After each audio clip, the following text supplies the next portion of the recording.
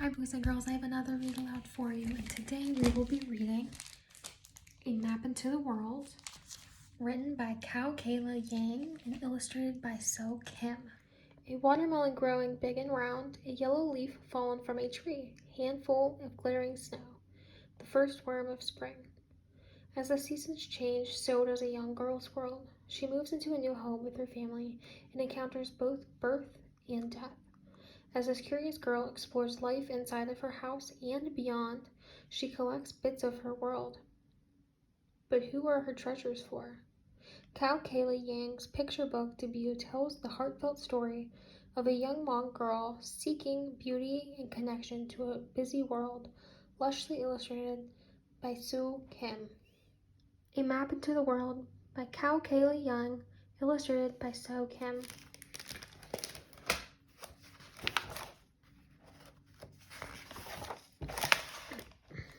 First time we saw the swing and the slide and the garden of the greenhouse with the big windows, my mother sat down in a chair in the backyard and said she did not want to get up.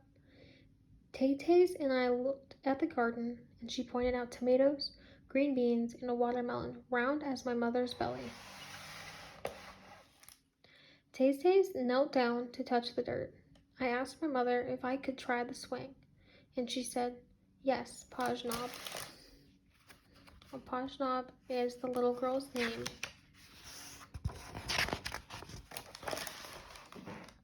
The greenhouse became our house. I helped Tay-Tays hang the special story cloth about how the Hmong got to America on the empty wall by the big window of the living room.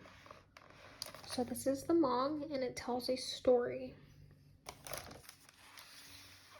We saw an old man and woman through the window. They waved, and we waved back. Later, my mother and father brought me across the street. The old man's name was Bob, and the old woman's name was Ruth.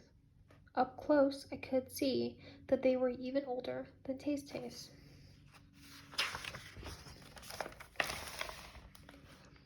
Tay-Tays and I were in the garden picking tomatoes and beans when checking on the watermelon when my parents brought my baby brothers home from the hospital. I ran to the gate. The boys were smaller than my baby dolls, but cuter than any doll with fuzzy heads and red lips and round brown eyes. Some days the babies cried very loud. I covered my ears with my hands and asked my father to take me outside. Bob and Ruth sat on their special bench. We waved back and forth.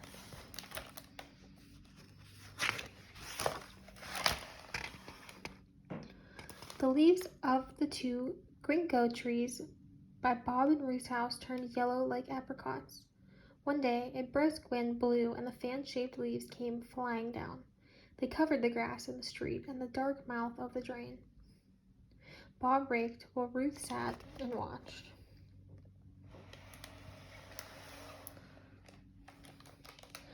I brought in a leaf for the babies to touch, but my mother said, "They're still too little, Pajnob." The snow made the world quiet around us. We stopped seeing Bob and Ruth outside. The snowflakes fell on their driveway and glittered in the gray light. I made a ball of snow for my brothers, but it melted before they woke up from their nap. At night, I looked out of our big window at Bob and Ruth's house to see their lights shining across the dark street.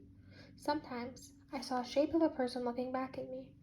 I waved, but the shadow person never waved back.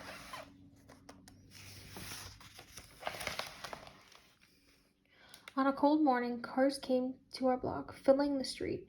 Car doors slammed as men and women in thick jackets walked quickly to Bob and Ruth's house. My father said, "Ruth has died. Her family is coming to say goodbye." I felt sad for Ruth. My brothers just played with the toys above them.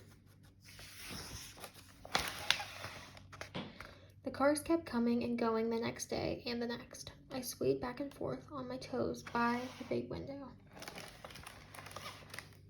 I tried to lift one of my brothers so the people could see how cute he was, but he cried and my mother said, "You're still too little to carry him, Pajnob."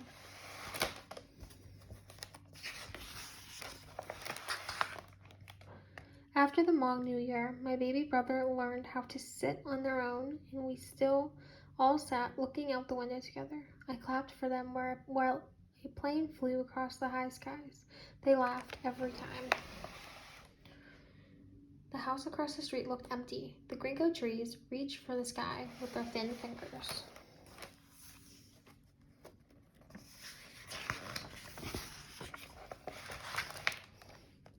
When the snow started to melt, I could not wait to return to the swing and the slide and the garden.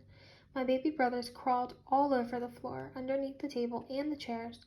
They were like puppies, their tongues licking everything. I found the first worm of spring on the sidewalk and named her Annette.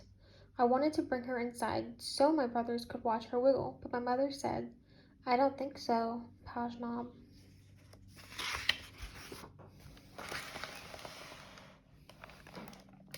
The world became green again, and finally we all went outside. Taz planted green onions. I picked flowers from lilac bushes for my brothers to smell.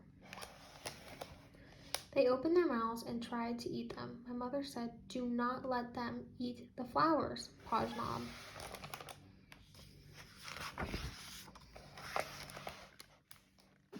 We took the babies outside again the next day after lunch. Bob's garage door opened and we all watched as he pushed out his special bench, and he sat down alone.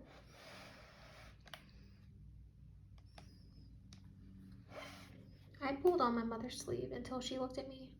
I whispered an idea in her ear. My mother and I crossed the street and walked over to Bob. I let the sidewalk chalk bucket swing in my hands. I asked my mother to ask Bob if I could draw on his driveway.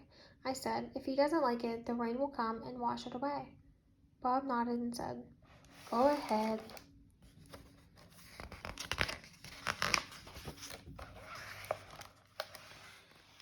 My mother and Bob talked in low voices. I could hear Bob say, "Ruth, she was with me for 60 years.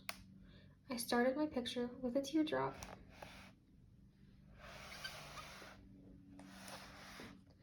And then I made it splatter like sunshine. I drew lines leading away from the splattered sun in many directions. I drew a line that led to the garden. There, I put a yellow gringo leaf. I drew a line that led to the grass. There, I made the sparkling snow. I drew a line to the sidewalk. There, I put a smiling worm named Annette. I drew an arrow to our house. There, I added the lilac flowers. And then I drew a line, the biggest line of all, toward the street, and there I drew the whole world. When I was done, I walked quietly to my brother and to Mom. They stopped talking and Bob shook my hand. "What did you draw for me?" he asked. I said in a whisper, "A map into the world, just in case you need it."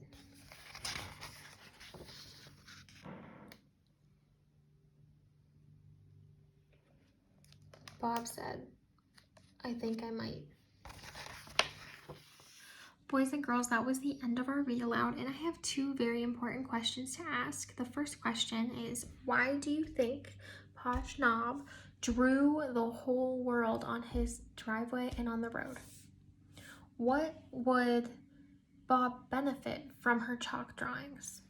Well, Bob just went through a major life change. His wife of 60 years just passed away, and she, Pajnob, wanted to tell Bob that it was okay to go and explore the world now, that the world is at his feet, and that's what she drew for him, the world at his feet.